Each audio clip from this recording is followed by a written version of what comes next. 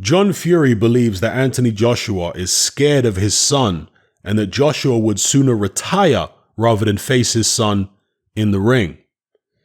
Now, we have to give John Fury credit because he has been consistently correct about his son over the years. He told us all what his son was going to do to Vladimir Klitschko in Germany. He told us all that his son was going to be this great heavyweight fighter from, earlier on in his career before Tyson Fury was world champion. And most recently, he told us all how his son would go about the job in the Wilder rematch, that adding all the extra weight was going to be beneficial to him, not a detriment, and that he was going to go in there and take Wilder out. It wouldn't be a points decision. So John Fury was absolutely bang on the money about it. And he was, of course, in the minority of people who felt that Tyson Fury could stop Deontay Wilder. So he knows his son better than anybody, knows what he can do. We got to give John Fury credit for that. However, John Fury has got a less impressive record when it comes to predicting Anthony Joshua fights. He has consistently underestimated Anthony Joshua over the years. If you go back to the Charles Martin fight, both him and his son Tyson predicted that Charles Martin would beat AJ. Tyson actually put £1,000 on Charles Martin to win by knockout. When AJ beat Charles Martin and did it easily, John Fury in subsequent interviews seemed to imply that the fight was fixed. That's how shocked he was by the result. Then, of course, he said that Klitschko would destroy Joshua. He said it would be like taking candy from a baby. You can go and find the interview where he says this. I believe it's on the channel called Knuckle Up TV.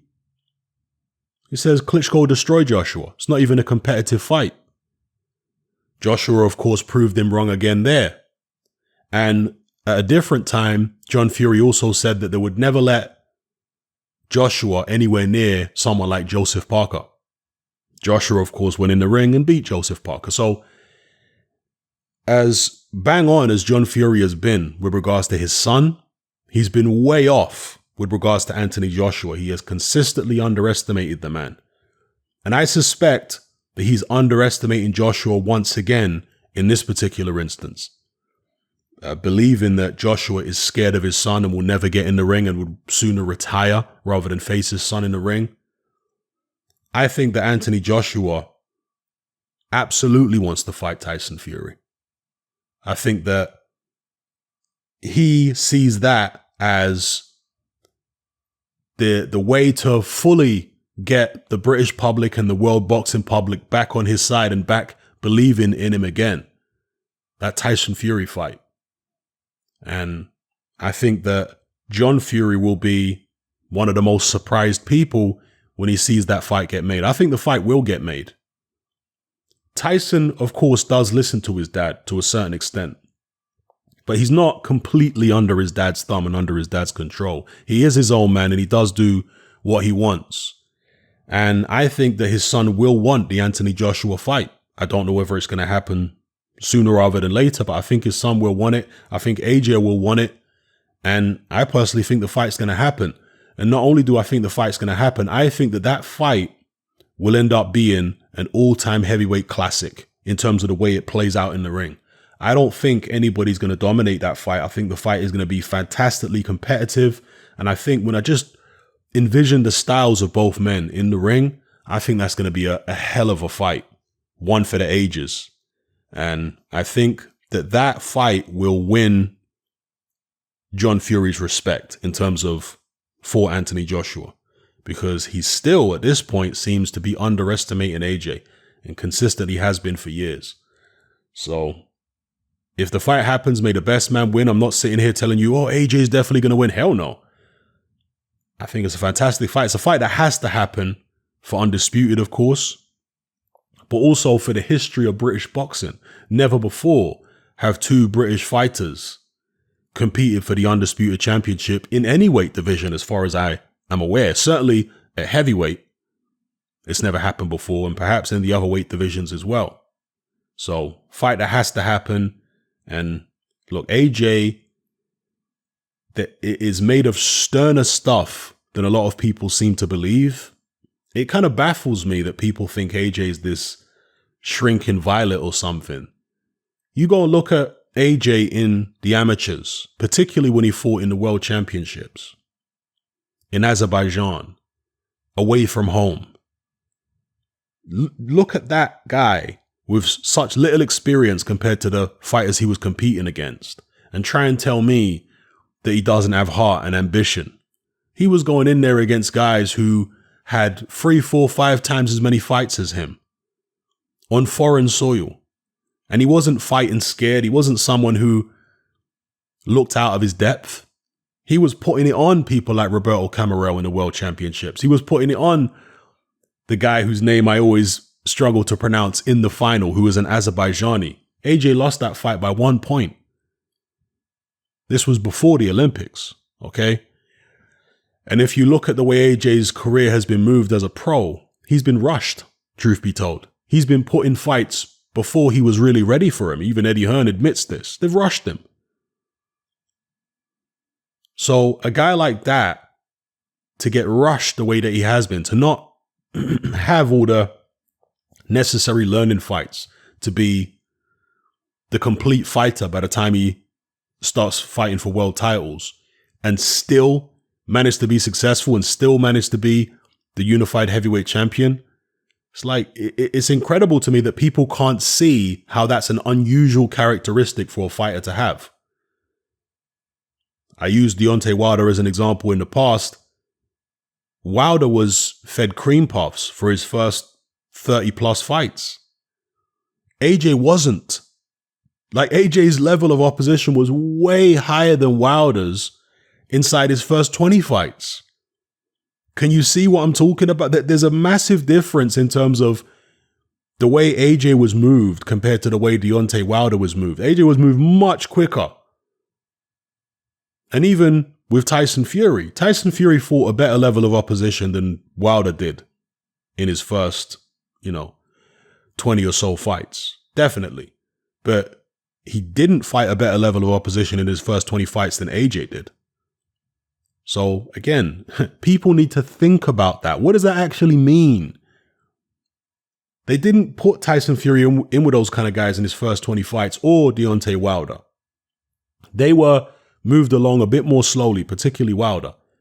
Allowed them to have the learning fights and, gradually, slowly but surely mature. Have their little stumbling blocks, like Tyson Fury, obviously, the Steve Cunningham fight, Nevin Pikage, very early on in his career, the 2 fights against McDermott. Whereas AJ was like, there was none of that. It was Dylan White and then bam, straight in at world level, sink or swim. I think the Dylan White fight was his 17th or something? 15th fight? And then bam, straight into a world title fight.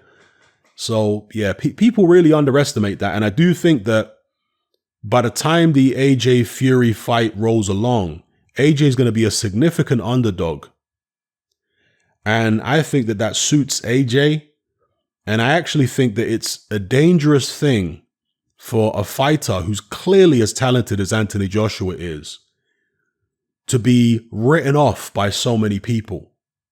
That right there doesn't sit well. If you're a Tyson Fury fan and you have intelligence and you're not such a fanatic that you can't see any logic, you should be concerned about the fact that people are writing AJ's chances off against Fury so completely and acting like AJ's this coward and he'll run from the fight. And if the fight does happen, AJ's just going to be quivering and frightened in the corner. I think for a Tyson Fury fan, you should be concerned about that, because Tyson Fury, as we've seen, rises to the level of his opposition. If he perceives there to be a threat in front of him, he's going to fight better. I mean, you think about it, Otto Wallin did better against Tyson Fury than Deontay Wilder did. That shows you what Tyson Fury's mind is like. If he's not sufficiently motivated by an opponent, if he thinks it's going to be easy, then you're not going to get the best Tyson Fury.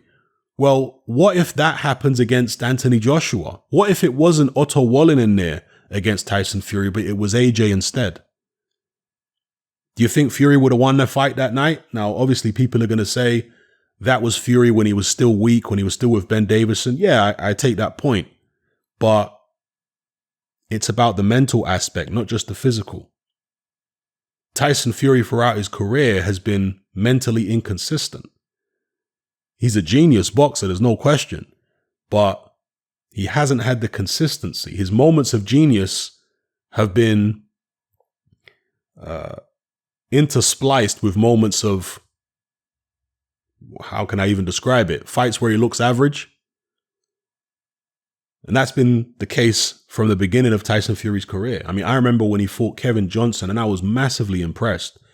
Kevin Johnson back then still had something left about him. I was massively impressed by what I saw from Tyson Fury in that fight.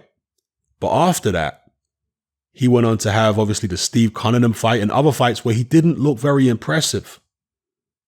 You know, that's been the story of Tyson Fury's career. And I think it will be the same going forward, which is why his dad, John, wants him to retire, I think. I think his dad, John, knows that boxing is a numbers game.